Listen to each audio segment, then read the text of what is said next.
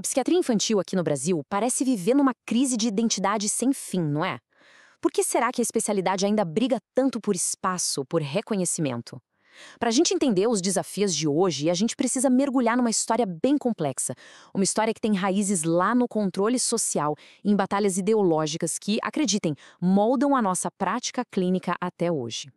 E olha, para começar, vamos direto ao ponto com essa situação de 1952. É chocante, né? Ela já nos joga no meio de uma das questões mais espinhosas dessa história toda. A influência de ideologias como a eugenia.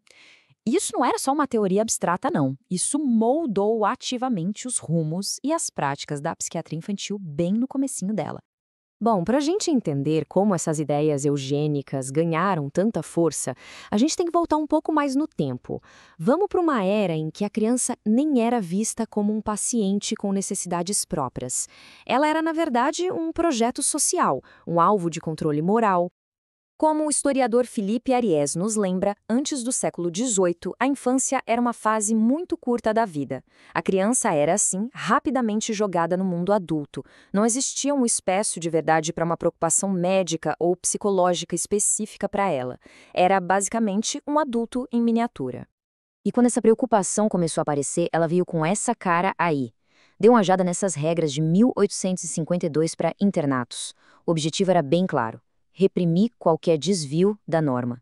E o quinto ponto, ele é crucial.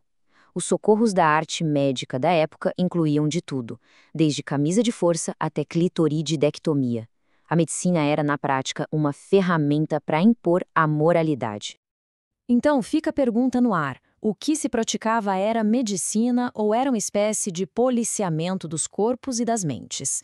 Com essa questão na cabeça, vamos avançar um pouco, para o momento em que as instituições psiquiátricas começam a ser, de fato, estabelecidas no país.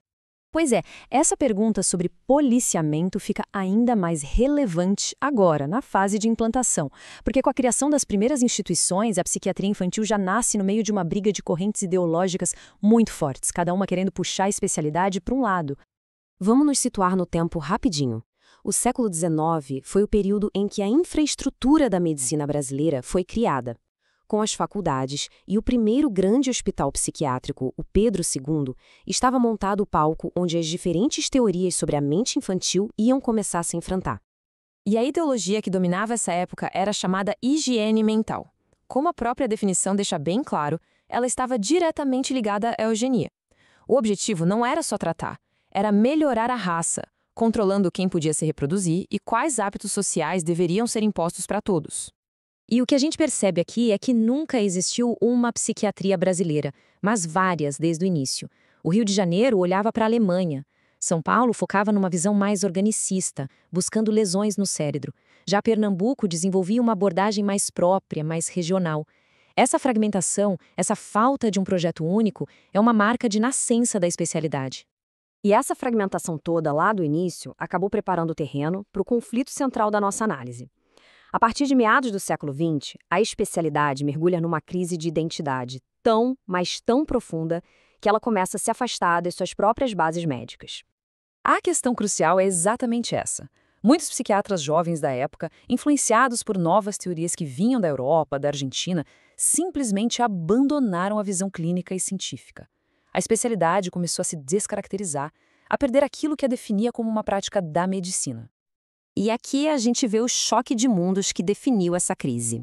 De um lado, um modelo médico-científico buscando a relação entre o sinal e a lesão, com rigor, com evidência. Do outro, o modelo psicanalítico, que era baseado em analogia, em especulação, em interpretação. Na prática, foi uma troca do método científico por um método interpretativo. E essa citação de Marchais, ela resume isso perfeitamente. A dedução e a indução, que são os pilares do nosso raciocínio clínico, viraram secundárias. O que passou a dominar foi a analogia, um passo de raciocínio muito mais incerto, muito mais suscetível a erros, o que, claro, gerou uma insegurança gigantesca no campo. E todo esse passado quebrado, fraturado, nos traz diretamente para os dias de hoje. O legado dessa história são desafios bem concretos, que qualquer profissional da área reconhece na hora, e que deixam o futuro da especialidade, bem, bastante incerto. Os desafios de hoje são um eco direto daquela história. A dependência de modelos estrangeiros continua, só que o eixo mudou da Europa para os Estados Unidos. Aquele gap de gerações quebrou a continuidade do conhecimento na academia. E, na prática, a especialidade se viu exprimida pela psiquiatria geral de um lado, pela pediatria do outro. Some a isto a falta de programas de formação e as pressões do mercado, é uma tempestade perfeita. Os autores da fonte que a gente está analisando usam uma metáfora poderosa, a reinvenção da roda. Por causa daquele buraco entre gerações, muito do conhecimento que já tinha sido acumulado se perdeu. As novas gerações, por puro desconhecimento, acabaram tendo que redescobrir conceitos e práticas que já tinham sido estabelecidos, um desperdício enorme de tempo e energia. E aqui está uma das principais causas dessa fragmentação toda: o tal do tribalismo acadêmico. Figuras intelectuais muito fortes que, em vez de formar novos pesquisadores independentes, criaram discípulos. Isso gerou feudos, polarizou ideias e simplesmente impediu que novas posturas surgissem, impediu o crescimento saudável da especialidade. Então, a gente termina com essa reflexão. A história da psiquiatria infantil brasileira é, no fundo, uma história de busca por uma voz própria. Diante de todo esse passado e dos desafios de agora, a pergunta que fica é: quem serão os autores do próximo capítulo?